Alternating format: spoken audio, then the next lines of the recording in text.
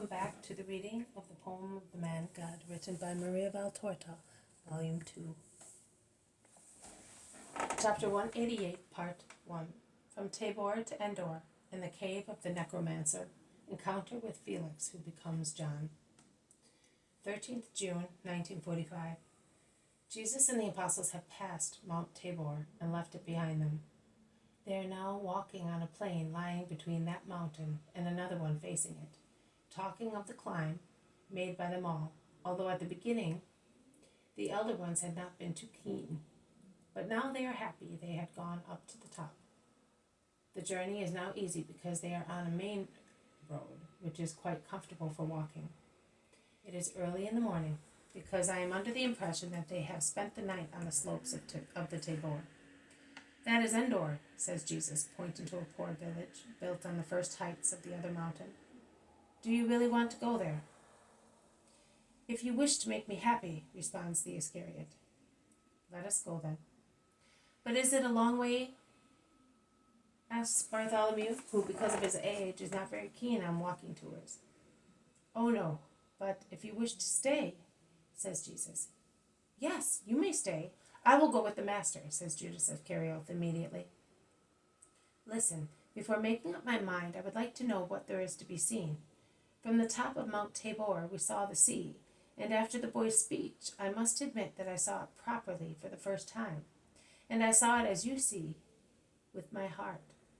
Here, I would like to know whether there is anything to learn, because in that case I will come, even if it is tiresome, says Peters. Do you hear that? You have not yet said what you intend doing. Be kind to your companions and tell us now, says Jesus invitingly. Did Saul not go to Endor to consult the Necromancer? Yes, he did. So, well, Master, I would like to go there and hear you speak of Saul. In that case, I will come too, exclaims Peter, full of enthusiasm. Let us go then. They walk fast along the last stretch of the main road, which they leave to follow a secondary road, which takes straight to Endor. It is a poor village, as Jesus said. The houses cling to the slopes, which, beyond the village, become steeper. Poor people live in them. Most of them must be shepherds, who pasture their flocks on the sides of the mountain, and in the woods of old oak trees. There are a few small fields of barley, or similar fodder grains, in favorable sites, and some apple and fig trees. There are only a few vines around the houses, decorating the walls, which are dark because the place is obviously a damp one. We will now ask where the place of the Necromancer was, says Jesus, and he stops a woman who is coming back from the fountain with pitchers. She looks at him curiously, then replies impolitely, I don't know. I have much more important things to worry about than such nonsense, and she goes away. Jesus turns to an old man who is carving a bit of wood. The Necromancer? Saul? Who bothers about them now? But wait, there is one here who has studied, and perhaps he knows. Come with me. And the old man climbs laboriously up a stony lane to a very poor and shabby-looking house. He lives here. I will go in and call him. Peter, pointing at some poultry scratching about in a dirty yard, says, This fellow is not an Israelite. But he says no more, because the old man comes back, followed by a man blind in one eye, who is as dirty and untidy as everything round his house. The old man says, See, this man says it is over there, beyond that dilapidated house. There is a path, a stream, a wood, and some caves. The one at the top, where there are still traces of ruined walls on one side, is the one you are looking for. Is that right? No, you have muddled everything. I will go with these strangers. The man's voice is harsh and guttural, which increases everybody's feeling of uneasiness. He starts walking. Peter, Philip, and Thomas make repeated signs to Jesus to advise him not to go. But Jesus does not pay attention. He walks with Judas behind the man, and the others follow him unwillingly. Are you an Israelite? Asks the man. Yes, I am. I too, or almost, although I do not look like one. But I lived a long time abroad, and I got into many habits, of which these fools here disapprove. I am better than the others, but they say that I am a demon, because I read a great deal. I breed poultry, which I sell to the Romans, and I can cure people by means of herbs. When young, because of a woman, I quarreled with a Roman. I was at Sintium then, and I stabbed him. He died. I lost one eye and all my wealth, and I was sentenced to life imprisonment. But I knew how to cure people, and I cured the daughter of one of the guards. I thus won his friendship and some freedom. I used it to escape. I acted badly, because the man certainly paid for my flight with his life. But freedom seems so beautiful when one is a prisoner. Is it not really beautiful afterwards? No. Jail, where one is alone, is better than being in contact with men who do not allow you to be alone and come around us to hate us. Did you study philosophy? I was a teacher at Cynthium. I was a proselyte. And now? Now I am nothing. I live according to the reality of facts, and I hate. As I was, and am still hated. Who hates you? Everybody, and God is the first. She was my wife, and God allowed her to be unfaithful to me and ruin me. I was free and respected, and God allowed me to become a convict serving a life sentence. God abandoned me. Men were unfair. Both he and they destroyed me. There is nothing left here, and he strikes his forehead and his chest. Rather, here in my head, there are my thoughts, my knowledge. It is in here, and there is nothing. And he spits contemptuously. You are wrong. You have still two things there. Which? Remembrance and hatred. Remove them. Become really empty. And I will give you something new to put there. To put in there. What? Love. You make me laugh. I have not laughed for 35 years, man. Since I had the proof that the woman was unfaithful to me with the Roman wine merchant. Love. Love to me, it is like throwing jewels to my chickens. They would die of indigestion unless they passed them out with their excrement. The same would happen to me. Your love would be a burden to me if I could not digest it. No, man, do not say that. Jesus lays his hand on the man's shoulder. He is deeply and openly distressed. The man looks at him with his only eye, and what he sees on that most sweet and beautiful face causes him to be struck dumb and to change his expression from being sarcastic. He becomes very serious and then really sad.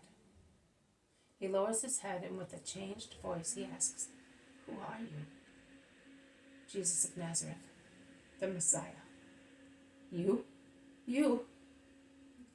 I did not know about me. Since you read so much? Did you not know about me since you read so much? I knew. But I did not know that you were alive, and above all, I did not know this. I did not know that you are good to everybody, thus also to murderers.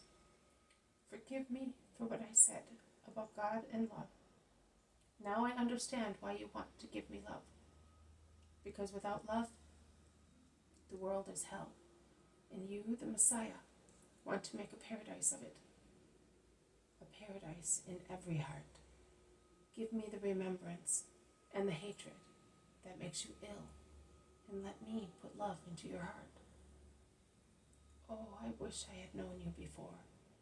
Then, but when I killed, you were certainly not born yet, but later, when I was free as a snake in a forest, I lived to poison people with my hatred. But you did also some good. Did you not say that you cured people by means of herbs? Yes, to be tolerated. But how many times I had to struggle against my desire to poison people by means of potions. See, I took refuge here because it is a place where the world is ignored and which the world ignores. A cursed place. In other places I hated and was hated, and I was afraid of being recognized. But I am wicked. You regret having harmed the prison guard. Do you not see that there is still some goodness in you? You are not wicked. Your only trouble is that you have a large open wound, which nobody is curing. Your goodness runs out of it as blood from a wound.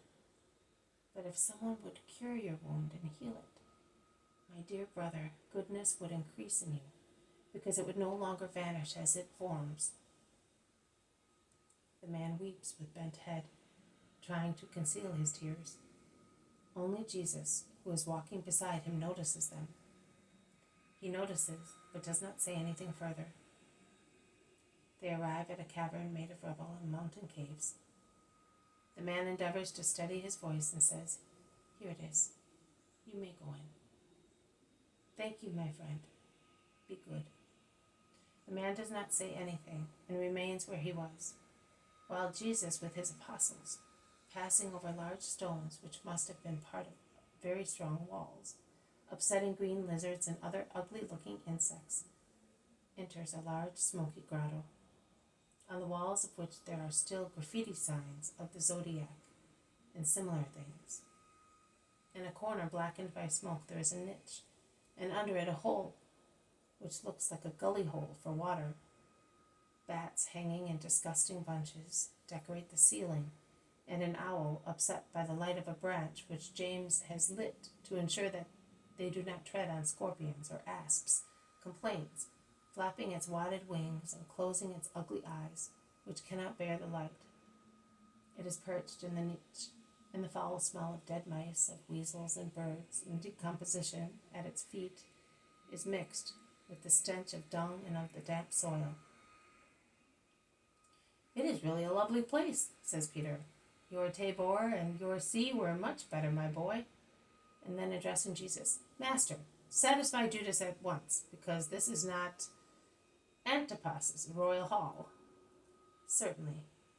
What is it that you want to know?" he asks Judas of Kerioth. "Well, I would like to know whether and why why Saul sinned coming here. I would like to know whether it is possible for a woman to evoke the dead. I would like to know whether... Oh, it is better if you speak. I will ask you questions. It's a long story. At least let us go out there in the sunshine, on the stones. We will get away from the dampness and the stench," begs Peter, and Jesus agrees.